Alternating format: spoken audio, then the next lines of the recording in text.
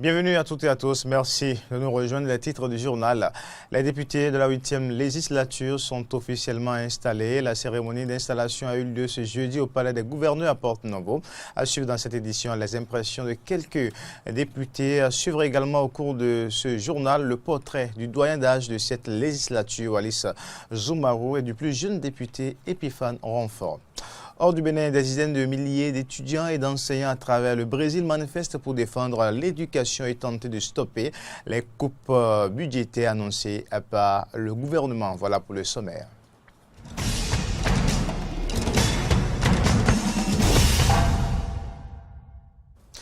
La 8e législature est désormais installée pour faire face aux défis qui l'attendent. La cérémonie d'installation s'est déroulée ce jeudi 16 mai 2019 et a été consacrée à la lecture de la décision de la Cour portant proclamation des résultats des élections d'avril 2019, des recours contre l'élection de certains députés. Les députés ont aussi droit à la lecture du règlement intérieur de l'Assemblée nationale. Conformément à la pratique législative, ils sont appelés à élire le bureau de l'Assemblée nationale, élection prévue pour demain vendredi 17 mai 2019. Suivons ici un extrait du discours prononcé par le doyen d'âge qui a présidé la cérémonie, l'honorable Wallis Zoumarou. Mesdames et messieurs, la fonction de député exige des qualités profondes et une vision assez claire de la mission dévolue à l'Assemblée nationale. C'est dire que cette fonction ne s'improvise pas, puisqu'elle tire son essence de la Constitution.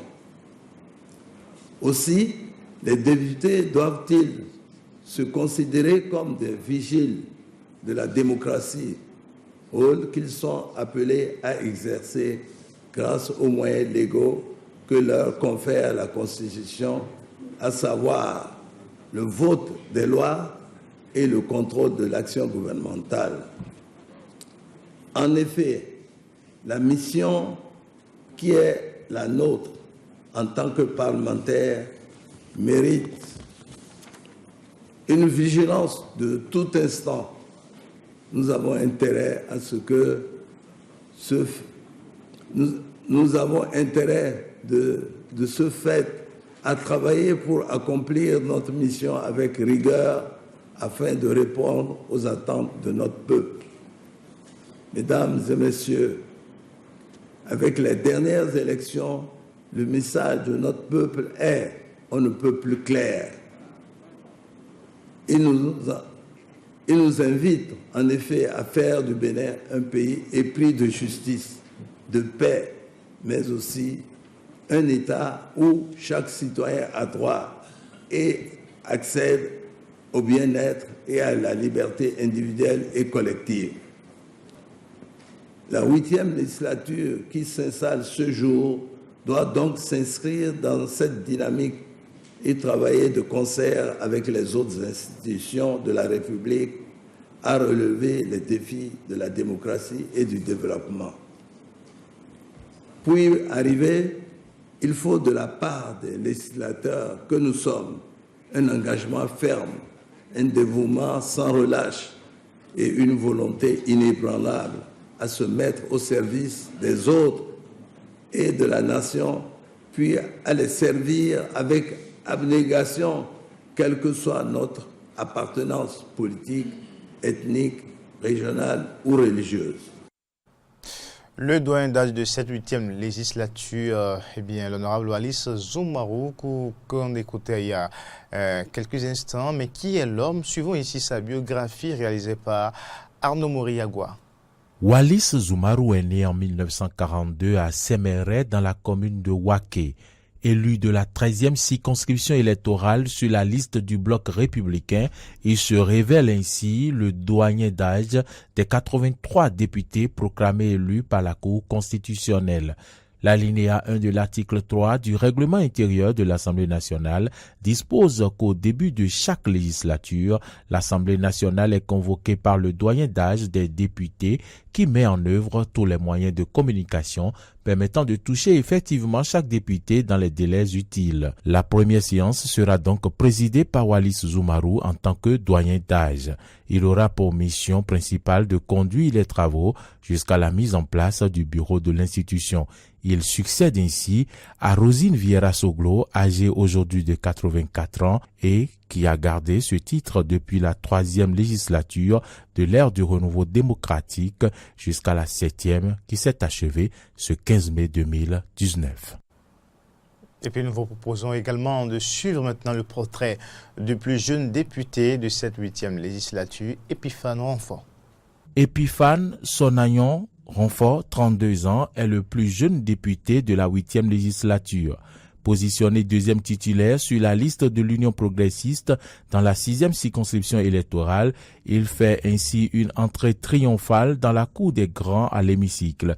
Il est l'un des premiers soutiens du candidat Patrice Talon lors des élections présidentielles en 2016. Epiphane Renfort porte sur les fonds baptismaux, toujours en 2016, la Fédération des forces vives et démocratiques du Bénin, FEDEB. Secrétaire général de la coalition Bénin en route, né en août 2017, il assumera ce poste de main de maître jusqu'en novembre 2018 avant d'être appelé à mener le combat des législatives aux côtés de l'Union progressiste. Nommé directeur départemental du tourisme, de la culture et des sports de l'Atlantique en avril 2018, Epiphane Sonayon Renfort reste à ce jour, il faut le dire, le plus jeune membre du bureau politique des deux partis ayant compéti lors des dernières élections législatives. Il jouera aux côtés du doyen d'âge le rôle de secrétaire jusqu'à l'élection du nouveau bureau de l'Assemblée nationale. La 8e législature installée donc pour 4 ans, mais à la fin de la cérémonie, quelles sont les réactions des députés? Suivons ici quelques-uns. C'est le défi de la 8e législature, c'est celui de rester en contact avec la population, de ne pas rester déconnecté des réalités, de mettre en place des mécanismes qui nous permettront de les rencontrer, de rencontrer la population régulièrement. Moi, mon point de vue est contraire, parce que j'aurais à prendre la parole pour soutenir, pour désapprouver, pour dire ce que je pense de l'exécutif. J'aurais à prendre la parole pour voter la loi et dire mes impressions. Et je compte beaucoup sur mes populations puisque je leur ai dit pendant les campagnes que je dois les associer à tout ce que je vais faire au niveau de l'Assemblée nationale, avant, pendant et après le vote des lois. Donc je dois aussi m'occuper du contrôle de l'exécutif à travers toutes les décisions qui vont être prises. Cette 8e législature a le devoir de rassurer notre peuple en contrôlant sans aucune complaisance et de manière très objective l'action du gouvernement, mais aussi en votant des lois pour le bien-être des populations. Et donc c'est à cela que je souhaite que cette 8e législature s'attelle. Évidemment, si j'y siège, je vais avec plaisir m'employer à accompagner cet élan de construction de notre pays et d'accompagnement aussi de la dynamique de développement qui est en cours et qui est une fois encore le seul chemin pour nous tous de vivre dans un pays où chacun a des opportunités. La décentralisation également constitue un panier nécessairement où il faut avancer avec le pays, connaître le développement et au niveau du Parlement également. Donc l'un mis dans l'autre, je me retrouverai forcément. Aujourd'hui, tout le monde nous attend pour voir est-ce que ces partis peuvent réellement faire le travail pour lequel ils sont à l'Assemblée. Je vous dis d'ores et déjà que nous allons accomplir cette tâche pour le bonheur de la population béninoise. Parce qu'un député à l'Assemblée nationale doit voter les lois et contrôler l'action du gouvernement. Si on est ici et qu'on ne peut pas faire ce travail, ça veut dire que nous ne sommes pas des députés. Donc nous voulons rassurer toute la population béninoise que la 8e législature fera bel et bien le travail. En marge de la cérémonie officielle qui s'est donc déroulée au Palais des gouverneurs à Porto-Novo, parlant bien sûr de l'installation de la 8e législature, les populations ont exprimé leurs attentes vis-à-vis de cette nouvelle législature. Ils se sont prononcés, quelques citoyens, ils se sont prononcés au micro de Hayat Foué. Mes attentes ne sont que la volonté de Dieu soit faite. Tout pouvoir vient de Dieu. Et la législature contrôle l'action du gouvernement. Je voudrais que cette législature soit installée dans la paix et dans la quiétude de tous les Béninois. Et que ces députés installés œuvrent uniquement pour le développement de notre pays et non pour des volontés égoïstes. Et qu'il n'y ait de parti pris. Que des lois soient votées à notre nation, à ce peuple, à travers une bonne foi. Et qu'on ne vote pas certaines lois par pression. On attend beaucoup de choses de la 8e législature, d'autant plus que la 7e a essayé, mais notre attente n'est pas comblée de succès.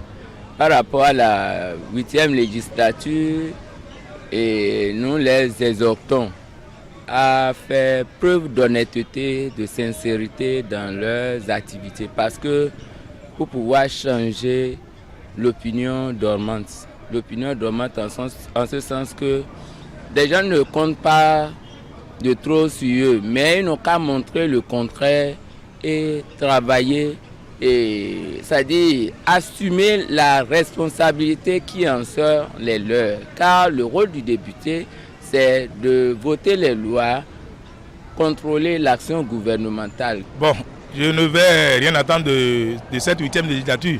Je souhaite vivement que cette législature, tant critiquée, tant dévouée au sein de la population, puisse être aux hauteurs de cette tâche-là, de cette noble tâche, pour que le Bénin, tel que les gens le disent, qu'il soit révélé au monde, pour qu'il soit réellement révélé. C'est ce que moi j'attends le vote des lois, le contrôle de l'action du Bénin réellement. Je ne veux pas les juger, mais je veux les juger à la fin de leur mandat. Autre actualité, 60 tricycles ont été acquis au profit de certains acteurs du secteur agricole. Ce mercredi, 40 des 60 tricycles ont été distribués aux pépiniéristes d'Anacarde sur le site de l'ATDA pour le 7, un appui du programme cadre d'appui à la diversification agricole PROCAD, un programme du ministère de l'Agriculture, de l'Élevage et de la Pêche. Voici le compte rendu de Laurent Anthony Kess. Le ministère de l'Agriculture, de l'Élevage et de la Pêche, à travers son programme cadre d'appui à la diversification agricole PROCAD, a acquis 60 tricycles au profit de certains producteurs agricoles. Ce mercredi 15 mai, à l'Agence territoriale de développement agricole Pôle 7 dans la commune d'Abomey-Calavi, 40 ont été attribués aux pépiniéristes d'Anacarde. Cet outil est très important parce que dans le travail de pépiniéristes, ils ont besoin de cet appui pour le transport du champ de l'unité de production vers les acheteurs ou les lieux de vente pour pouvoir écouler et permettre aux producteurs d'emblaver de grandes superficies. Donc c'est un outil important dans la production. Outre ces 40 tricycles attribués, les 20 restants sont destinés à d'autres acteurs. Les 20 autres sont destinés à 3 acteurs. Dans le PROCAD, nous avons à appuyer des coopératives de prestation de services agricoles. Ceux-là ont droit à 6 tricycles. Nous avons à appuyer également des groupements de maraîchers. Ils en ont droit à 8. Et 6 autres acteurs qui sont des acteurs qui interviennent dans la production, à qui nous allons donner les 6 autres. Donc ça fait au total les 60 tricycles. Les récipiendaires expriment leur satisfaction pour cet appui qui les aidera à produire mieux. Ils remercient également le gouvernement. Ça doit nous permettre de pouvoir nous-mêmes ramasser du terreau pour servir de substrat, pouvoir transporter le matériel, pouvoir distribuer les plants d'anacardier greffés produits et pour lesquels souvent les gens ont des ennuis pour le ramassage et le transport. Le gouvernement tout entier mérite nos sincères remerciements.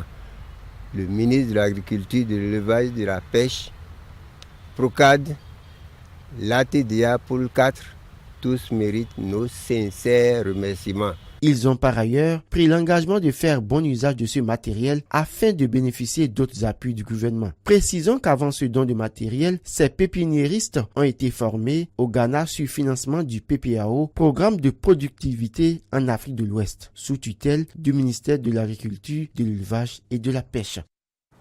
Info Hub du Bénin présent, des dizaines de milliers d'étudiants et d'enseignants à travers le Brésil manifestent pour défendre l'éducation et tenter de stopper les coupes budgétaires annoncées par le gouvernement du président Jair Bolsonaro.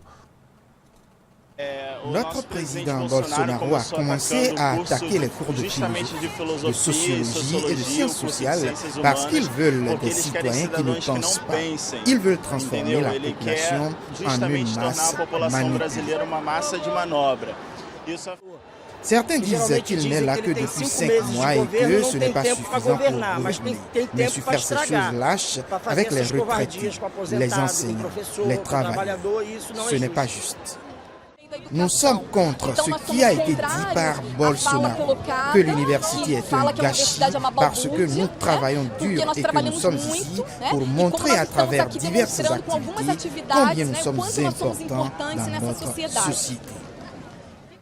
En Chine, la police boucle la zone près d'un bâtiment en cours de rénovation qui s'est effondré. À Shanghai, les autorités chinoises ont confirmé que les secours avaient mis 11 personnes en sécurité, mais 9 autres restent toujours piégés dans les décombres. Dans un village proche du Pakistan, des parents attendent anxieusement que leurs enfants passent un test de dépistage du VIH. Des centaines de personnes de la région ont récemment été testées positives, semble-t-il, suite à l'usage répété par un médecin d'une seringue contaminée. Reportage. Le Pakistan a été longtemps considéré comme un pays où la prévalence du VIH était faible. Mais le virus se propage désormais à un rythme inquiétant, en particulier chez les toxicomanes et chez les travailleurs du sexe. Avec quelques 20 000 nouveaux cas de séropositivité recensés pour la seule année 2017, le rythme de propagation de la maladie au Pakistan est le deuxième plus rapide en Asie, selon les statistiques de l'ONU. Le pays dont la population est en croissance rapide souffre déjà d'un manque d'infrastructures médicales longtemps négligé par les autorités, si bien que les communautés rurales pauvres sont particulièrement vulnérables face aux pratiques médicales douteuses. J'ai été bouleversé en apprenant qu'elle avait le VIH. La maladie se transmettra à d'autres enfants. J'ai 5 autres enfants. Je ne suis pas capable de comprendre ce que je dois faire. Je ne suis pas capable de comprendre. J'ai fait tester ma fille à l'hôpital de l'Arkana. Ils ont confirmé qu'elle était séropositive. Ça pourrait être contagieux pour tous mes enfants. Mon mari et moi sommes séronégatifs, mais ma fille a le VIH. La colère et la peur sont palpables dans ce village durement frappé par l'épidémie. Les autorités disent ignorer pour l'instant si elle est due à des négligences graves ou aux pratiques d'un pédiatre mal intentionné. Selon des responsables, plus de 400 personnes dont de nombreux enfants ont été testés séropositifs ces dernières semaines dans la région. Ils arrivent par dizaines, s'inquiète un médecin dans le centre de dépistage rudimentaire où le personnel et l'équipement manquent cruellement. Avec aujourd'hui, dans les 9 derniers jours, nous avons testé 4703 personnes dont 180 sont séropositives et un grand nombre sont des enfants.